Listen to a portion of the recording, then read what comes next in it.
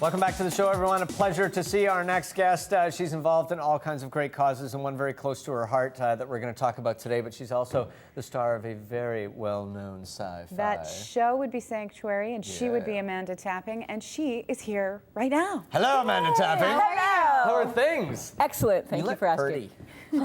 I think you look pretty too. Well, thank I like you the very part much. and the little. Like I don't want to cause you to hair? belly sweat. But. Well, we weren't going to. That was a private thing. I told you. I'm sorry. I thought everyone when I get knew. nervous, I don't sweat anywhere except for just a little bit on my tum-tum. I thought And everyone that's why knew. I call him Sweat Belly, but now everybody knows. I'm so sorry. It's okay. Well, okay, payback. When you get nervous, where do you sweat? Are you an underarm sweater? What? Amanda? You know this is going to end up on blogs. I don't sweat. I glow. There you are. That's better. Thank you. Me neither. So tell us what you've been up to. You guys just wrapped We season just wrapped our 4. 4th season a few weeks ago. I'm just becoming human. We premiere in October on Space. I can't believe it's been 4 seasons because, I of know. course, Mike and I have known you for years since Stargate and all that stuff. And we remember when you started the show. Can you believe you just wrapped 4 seasons? No. Crazy. No. What's that sensation like? I mean, when you sort of do that last one and the set's cleared and everything's done, especially for someone that's involved on so many levels of the show, is that just a sense of massive relief, accomplishment? This year was weird because we shot our last week and a half was nights in downtown East Van. And so it was, it was stressful and we were tired. And by the time we were getting to the end, we were so ready for the season to be done. But then we were like, but let's just take a couple of weeks off, get some rest and come back. And it really hit the very last shot was like, oh, no, I'm not quite ready for it to be over. That goes to show how much you guys love it, though. We do. Yeah. Well, and it is, I think in anything like that, especially you guys that have worked together for so long now, it's like then everybody scatters. And it's like seeds to the wind, right? When you call that last shot and you won't see anyone for a few minutes. I mean, this cast is very tight, so we do actually see each other a fair bit. So where did we leave you? Has the entire 3rd season aired? Yes. Yes. So where did we leave you off, and can you hint on anything that's going to happen when you premiere in October? Here's an intellectual exercise for someone. Now you have to remember where season 3 ended. Shot 13 episodes, what happened? At the end of season 3, Helen Magnus, my character, is thrown back through a time rift, as you do. It happens. Happens. And she ends up on the cobblestones in Victorian-era London. And the abnormals from Hollow Earth are rising to the surface, and there's as they are wont to do. As they are wont to do.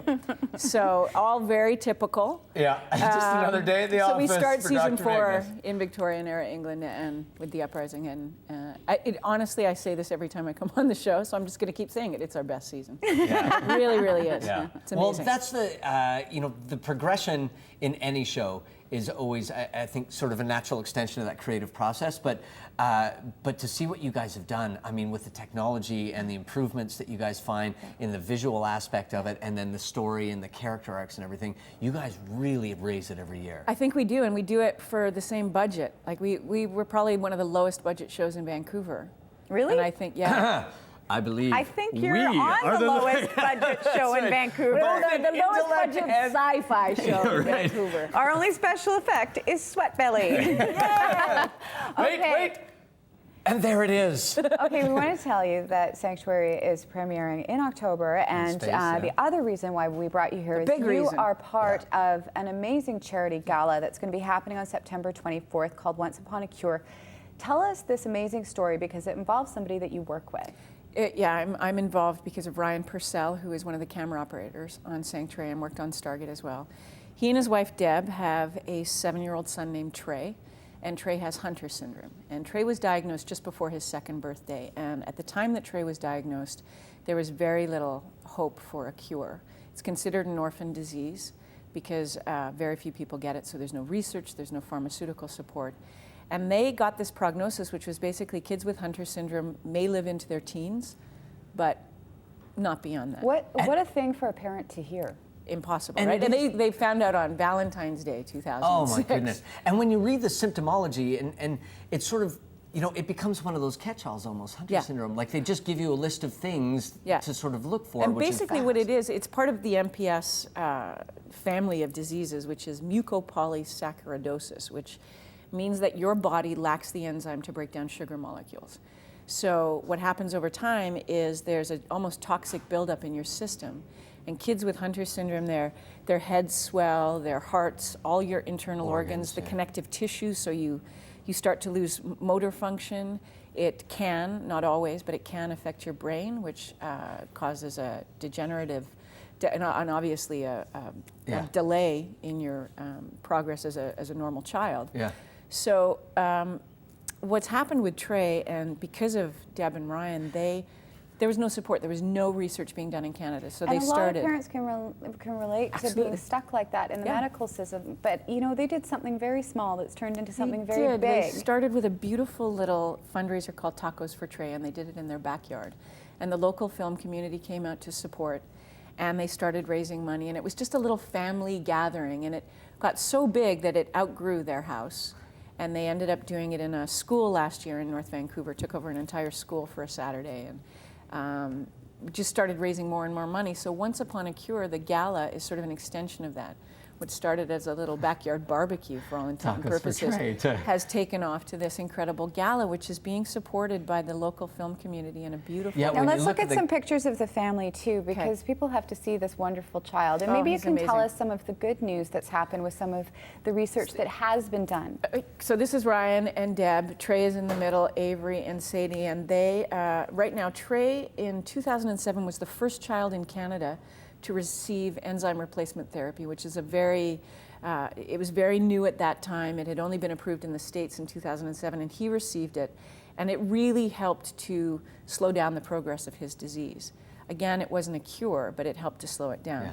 Now he is the first child in Canada to get on a new clinical trial, and he started about 3 weeks ago, that the hope is, and it's a new drug called Elaprase, that if it works, it could not only stop the disease, but potentially reverse some of the effects. I just got chills, because that is something parents don't, with a child who has a syndrome like that, they don't usually hear that news in their lifetime. It's degenerative, this is what's going to happen, you're lucky if he sees 13, whatever.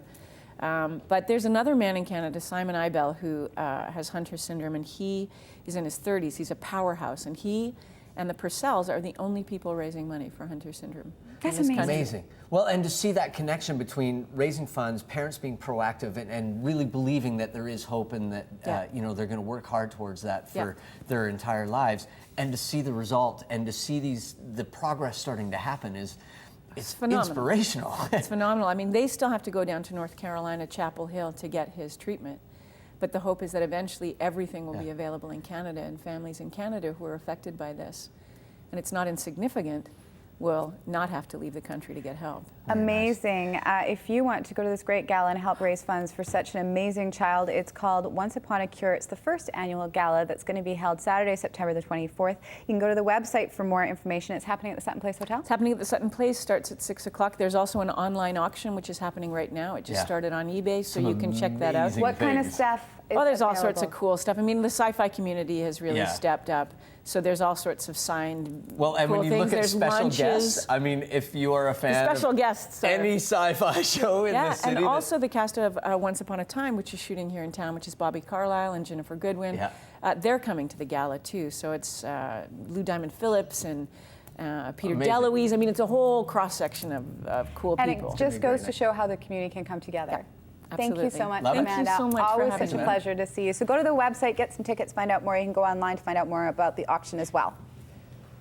Anything? Your little sweaty belly? Very sweaty little belly. It is. Oh, cuddle puddle. That's all right. You'll notice when we hug. It's a compliment when That was probably the creepiest thing I've ever heard. Said you in a while. Yeah, thank you. It's a compliment when he sweats there. Thank you so much. Enough. We're going to take a break. When we come